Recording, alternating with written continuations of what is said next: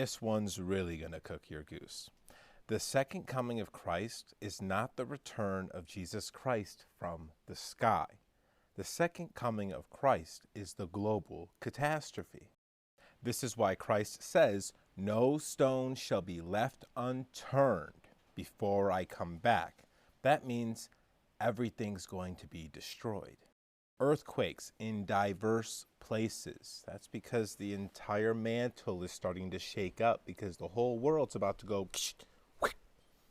I know you've heard about the auroras and how they're getting farther and farther down the southern hemisphere. And you're starting to see more and more colors, not just that greenish blue that happens up in the northern hemisphere. That's because the Earth's magnetic field is disappearing. And one day it's going to go away. And the Earth is going to get supercharged, and we're going to have a global catastrophe. You might have heard about that asteroid child that just passed through the womb of Virgo. If you paid attention for the following weeks, many of the stars in the sky were missing. Although I don't know for sure why that happened, if we follow Revelation when it says the red dragon will sweep its tail, it's probably talking about a planet with an iron oxide tail. That's why you're seeing that weird stuff on the ground all over the place. That's iron oxide. Part of the reason that the aurora is starting to turn red. That gas and that material blocked out a bunch of the stars. When the red dragon sweeps its tail, a third of the stars fall from the sky. It was blocking our view from being able to see them. Pretty soon, you, no matter where you are on the planet, are going to start seeing rainbow colors everywhere. You're going to start seeing streaks of hot plasma across the sky. They're going to tell you it's rockets or satellites and all this nonsense, but it's not. You think they're building all those bunkers for World War III? Think again. They're building those bunkers and they're putting their rocket ships right next to those bunkers because they know the global catastrophe is coming. They're letting you think all these stories about the second coming of the Savior so that you don't freak out and cause global catastrophe before it actually happens. The reason they've been trying so hard to take all the pew-pews away is because when this happens and the grid falls, and it will, the entire world will fall apart and we'll go back to the laws of the jungle. And they prefer that all of us weren't armed along with them.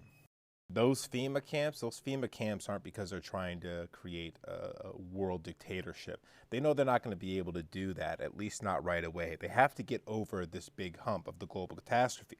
You'll notice that some of these camps have barbed wire facing inward, like a regular prison, but some of them have barbed wire facing outward because they're protecting those people in there.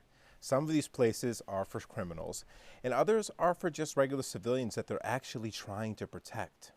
If you haven't been in this corner of TikTok or YouTube, I suggest you start looking into it. Check out Richard Mattson, Demolish Doctrine on YouTube. Check out Ben Davidson of Suspicious Observers. Check out Graham Hancock. He talks about these times back in history where it just looks like the entire world was like, it was like a carpet that just got flipped. And I don't know if you're paying attention, but there's more volcanoes erupting right now than we've probably ever seen in modern history. And the amount of 6.0 and higher earthquakes this year, it's breaking every single record. And how about the Aurora Borealis? This year alone, the aurora has made it down to places like Arizona 6 times.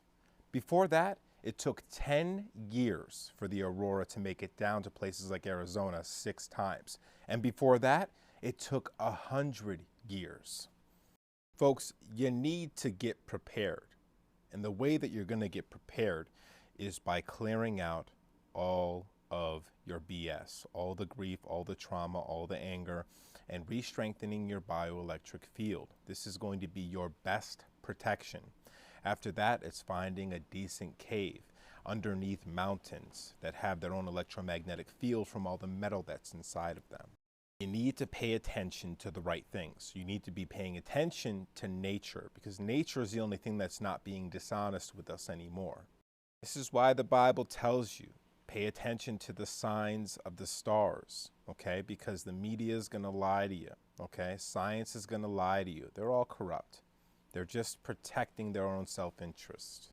And you need to stop giving yourself away to bad ideologies, philosophies, and fantasy stories. It is important that we live our lives like Christ, okay? But it's also important for us to understand what the Gospels and Revelation and many other books were trying to tell us, in fact, scream at us. We had to go through a global catastrophe, and we want to give you the information you need so that you can survive it the way we did. We were given a glorious gift with the amount of information we were left from our ancient ancestors, and we need to stop assuming that they were goofball barbarian cave people who just drew on walls.